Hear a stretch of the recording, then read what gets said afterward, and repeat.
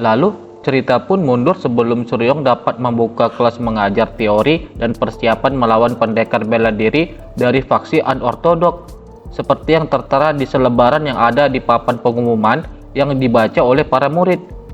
Di rapat para guru Akademi Azure Dragon, terlihat Nam Gongsu telah berdiri untuk menyampaikan pendapatnya.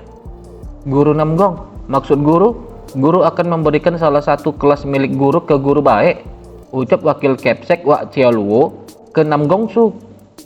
Ya, dulu aku dengan baik Suryong dan kalah. Karena itu aku akan serahkan salah satu kelasku padanya, terang Nam Gongsu. Mendengar itu, orang-orang yang ada di rapat itu pun kaget karenanya.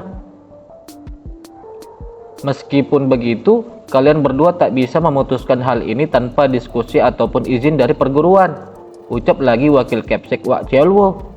Aku sudah menjanjikannya, dan aku pun berniat untuk tetap mengajar, jelas Nam Gongsu ke wakil Kepsek Wak Chiaoluo. Sementara itu, Suryong terlihat sangat antusias sekali setelah mendapat daftar kelas yang akan dia pilih dari daftar kelas yang dipunyai Nam Gongsu. Melihat tingkah Suryong yang seperti itu, Wak Chiaoluo sangat tidak senang akan sikapnya itu. Guru Wak Chiaoluo, aku juga ada di sana saat mereka. Karena itu merupakan janji antar pria. Memang sudah seharusnya itu ditepati, sahut kepala siswa Meguk Rayon ke wakil Kepsek. Mendengar ucapan kepala siswa yang mendukung Suryong, sontak Wak Chiaoluo pun kaget. Baiklah, jika mereka berdua sudah puas, lalu apa masalahnya? Sahut juga Kepsek Nogunsang dengan ekspresi yang sangat ceria kala itu. Jimat keberuntungan kami, maksudku guru baik. Kelas mana yang ingin kau ambil? Tanya Kepsek Nogunsang ke Suryong. Dia sudah menolong kami lewat dukungan finansial dari Perdana Menteri. Membiarkannya mengambil satu kelas jelas tak ada apa-apanya, pikir Kepsek Nogunsang yang masih merasa senang karena Suryong perguruan Azure Dragon mendapat suntikan dana dari Pak Tua Gong Sonsu. Kalau begitu, ucap Suryong yang akan memilih kelas yang akan dia isi untuk mengajar. Setelah itu, scene pun berganti di sebuah restoran. Di sana terlihat sudah mengumpul Suryong dan 3 rekan gurunya. Aku sungguh tak mengerti. Kau mendapat kesempatan emas, tapi malah dipakai untuk mengajar teori dan persiapan pertarungan melawan pendekar bela diri faksi unortodok. Kenapa kau memilih itu? Ucap Ilho, mengutarakan pendapatnya ke Suryong. Tentu aku punya alasan soal itu. Dari nama kelasnya saja sudah cocok untukku. Di sana aku tidak harus memilih antara mengajar seni internal atau eksternal. Selain itu, akan ada banyak siswa di kelas ini. Karena kelas ini termasuk dalam kurikulum umum di semua tingkat. Aku juga bisa mengadakan kelas di luar ruangan dengan alasan untuk melakukan pembelajaran praktek. Kapan lagi aku bisa dapat kelas sebagus ini? Jelas Suryong ke rekan-rekannya. Tetapi tiba-tiba Ilho dan Yenho malah merespon Soyong yang sedang meminum minumannya. Ah, benar juga, kau keren sekali, Nona Jaigal, ucap Ilho ke Soyong. Bahkan tak percaya kau sudah mengajar dari semester pertama. Orang jenius memang beda, ucap juga Yenho memuji Soyong. Ya, anggap saja aku beruntung, ucap Soyong ke kedua rekannya itu. Hei kalian, kenapa perlakuan kalian padanya agak berbeda dengan perlakuan kalian padaku? Ucap Suryong yang terlihat sedikit kesal ke rekan-rekannya itu. Karena sedang bicara soal kelas, apakah kalian berdua butuh guru pendamping? Tanya Ilho ke Suryong dan Soyong. Guru pendamping? Sahut serempak Suryong dan Soyong setelah mendengar ucapan Ilho. Iya, saat kalian menerima sebuah kelas, kalian juga bisa menunjuk seorang pendamping. Jelas Ilho kembali ke Suryong dan Soyong. Kalau kau mau, aku bisa melakukannya. Lanjut lagi ucap Ilho ke Suryong dan Soyong. Suryong Hyungnim, kau tahu betapa bencinya aku pada faksi unortodok kan? Jika kau memilihku, pasti kau akan sangat terbantu. Ucap juga Yenho ke Suryong, berharap ia akan dipilih Suryong untuk menjadi pendampingnya, sembari memberikan dagingnya ke Suryong. Nona Jaigal, kau juga. Tiba-tiba, omongan Yenho terhenti karena dipotong Ilho. Cih, hanya sejauh itukah tekadmu? Sela Ilho, sembari ia terlihat mengambil sesuatu di bajunya. Tolong ambillah ini sebagai hadiah kecil tanda ketulusanku. Lanjut ucap Ilho sembari menyodorkan 2 gepok kantong yang berisikan koin emas. Hah? Ilho, itu curang. Kau sudah kelewatan. Protes Yenho, kesal karena melihat tingkah Ilho yang seperti itu. Kalau begitu, berarti memberikan mereka daging juga termasuk kan? Sahut Ilho, kesal juga melihat tingkah Yenho. Tidak, memberi daging jelas berbeda dari memberi mereka uang secara langsung. Sahut kembali Ilho membela dirinya. Kalau kau kesal soal itu, makanya persiapkanlah sesuatu yang lebih baik. Sahut lagi Ilho ke Yenho. Dan akhirnya terjadi sedikit cekcok antara Ilho dan Yenho karena berharap mereka akan dipilih Suryong atau Soyung untuk menjadi guru pendamping. Permisi, maaf, tapi aku tidak begitu butuh pendamping, ucap juga Soyung dengan sedikit canggung ke Ilho dan Yenho. Tiba-tiba Suryong merasakan hawa yang tidak mengenakan di sana. Dengar guru-guru, ucap seseorang menyela perbincangan Suryong dan rekan-rekannya kala itu. Kebahagiaan kalian cukup mengganggu, tolong pikirkan pelanggan lain di sini. Lanjut ucap orang itu, seorang komandan kedua dari faksi Namgong, juga seorang guru perguruan Aju Dragon bernama Pong Jinho. Seketika itu juga Suryong teringat perkataan kakeknya yang mengatakan Suryong tak boleh sembarangan menjadikan Pong Jinho sebagai musuh. Jadi dialah orang yang diberitahu kepala siswa padaku untuk diwaspadai, gumam Suryong dalam benaknya sembari melirik ke arah Pong Jinho. Halo Guru Pong Jinho, sapa Suryong ke Guru Pong Jinho. Aku minta maaf, kami akan selesaikan dan segera pergi. Lanjut ucap Suryong sembari Suryong dan rekan-rekannya berdiri bersiap untuk meninggalkan restoran itu. Ho, jangan khawatir, tak perlu ada ketegangan di antara sesama guru. Siapa sangka kalau aku akan bertemu guru baik yang terkenal di sini. Aku berharap banyak padamu, ucap Pong Jinho ke Suryong. Terima kasih, sahut Suryong sembari memberikan hormatnya ke Pong Jinho. Jika aku boleh meminta sesuatu, tolong jangan bertengkar dengan Guru Namgong, karena akan sulit bagiku untuk menanganinya. Karena kita sudah bertemu, bagaimana kalau kita minum bersama malam ini? Tentu saja, biar aku yang traktir minumannya, berapapun harganya tak jadi masalah, ucap Pong Jinho dengan sombongnya ke Suryong.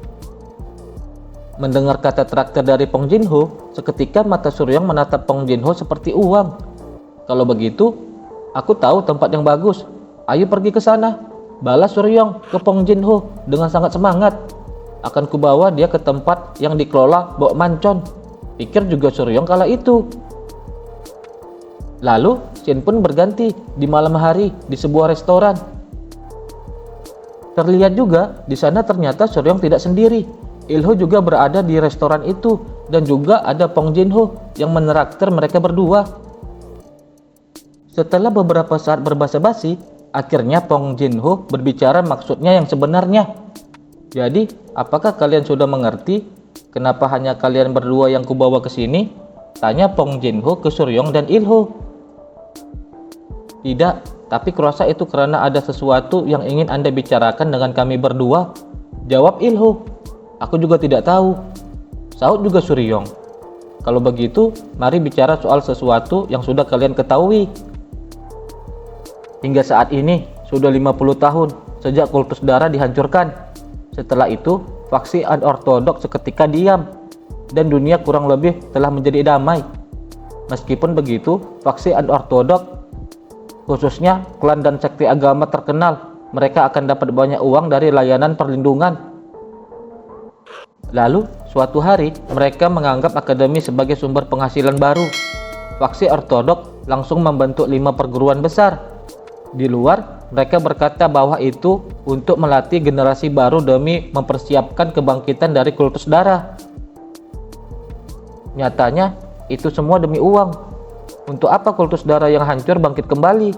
Ucap Pong Jinho membuka obrolan dengan bercerita kepada Suryong dan Ilho di sana. Kurasa itu anggapan yang berlebihan, sahut Suryong menanggapi ceritanya Pong Jinho.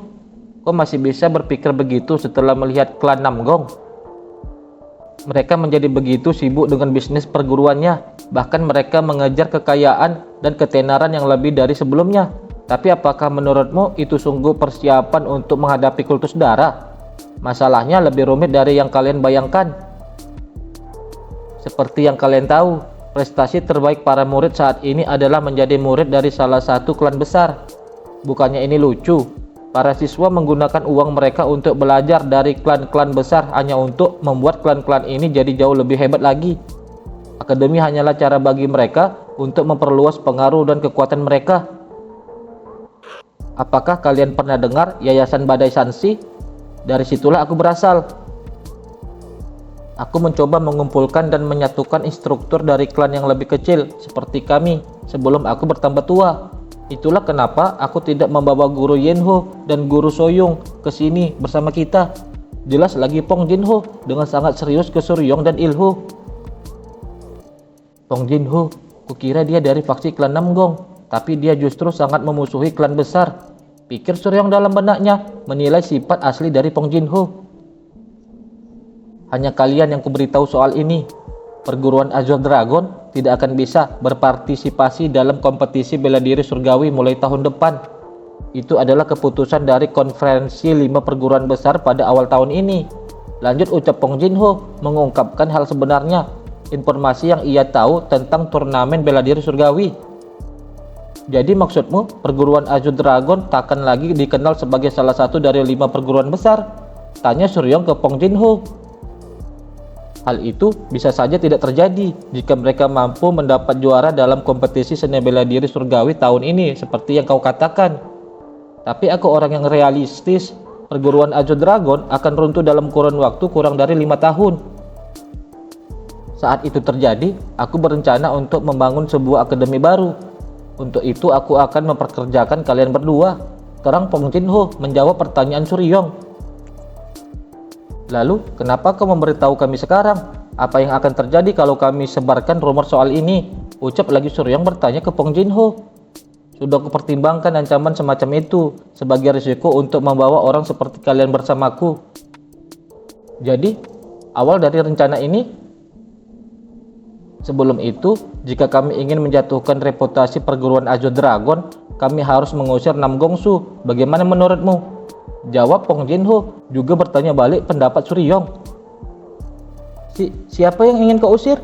Apa kau bercanda? Ucap Ilho dengan ekspresi yang kaget setelah mendengar ucapan Pong Jinho tadi. Dan bagaimana caranya? Sahut juga Suryong, kembali bertanya ke Pong Jinho. Nampaknya kau bahkan tidak terkejut jika semua anak baru seperti itu jadi tidak seru. Ucap Pong Jinho. Lalu kenapa? Kau jadi benci padaku? Tanya lagi Suryong ke Pong Jinho. Sebaliknya, sudah lama sejak terakhir kali aku menyukai guru baru sepertimu. Balas Pong Jinho ke Suryong. Aku sudah menjadi instruktur selama 20 tahun. Baik Suryong adalah orang yang jelas aku butuhkan di sisiku. Pikir Pong Jinho menilai Suryong. Bukan sekarang, mungkin dalam waktu 1 atau 2 tahun. Kami akan membuatnya pergi atas kemauannya sendiri. Nam Gongsu menjadi instruktur bintang bukanlah karena kemampuannya, tapi karena latar belakang keluarganya. Kalian tidak muak dengan omong kosong kalau dia bekerja keras demi meraih posisi itu? Lanjut ucap Pong Jinho menjelaskan ke Suryong. Aku tak mengenal Nam Gongsu sebaik itu, tapi kurasa dia bukan orang yang akan keluar begitu saja tanpa sebab. Sahut lagi Suryong. Kalau begitu, kami akan membuatnya tidak punya pilihan apapun selain pergi.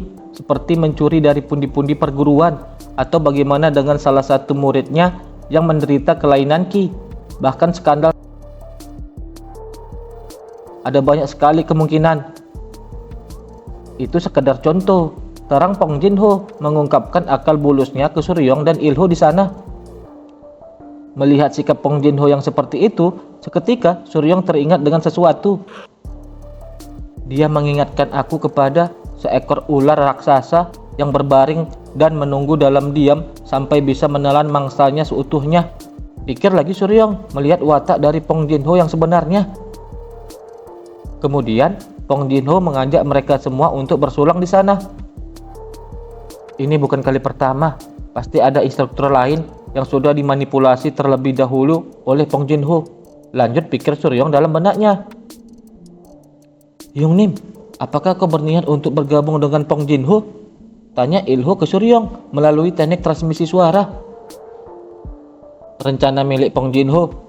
Aku harus benar-benar memikirkannya, ucap Suryong ke Pong Jinho sembari mengabaikan pertanyaan Ilho ke dirinya. Tentu, bersikap begitu pun sudah cukup untuk saat ini, sahut juga Pong Jinho menanggapi ucapan Suryong. Bisa-bisanya dia bertingkah angkuh meski tidak memiliki siapapun yang mendukungnya, kecuali sedikit dari kakek dari pihak ibunya. Dia tidak akan punya pilihan lain selain menerima aku nanti, gumam Pong Jinho menilai kondisi sikap Suryong ke depannya. Guru Pong, bolehkah aku bertanya sesuatu? Ucap lagi Suryong ke Pong Jinho. Tentu saja, sahut Pong Jinho. Kenapa kau memilih untuk menjadi seorang instruktur seni bela diri? Tanya Suryong ke Pong Jinho. Bukannya sudah jelas karena uang, dan aku ingin punya pengikut sepertimu juga. Karena kau tampan, hal itu tentu mudah sekali bagimu. Apa kau sudah tidak waras? Sahut Suryong sembari menepikan tangan Pong Jinho yang menyentuhnya.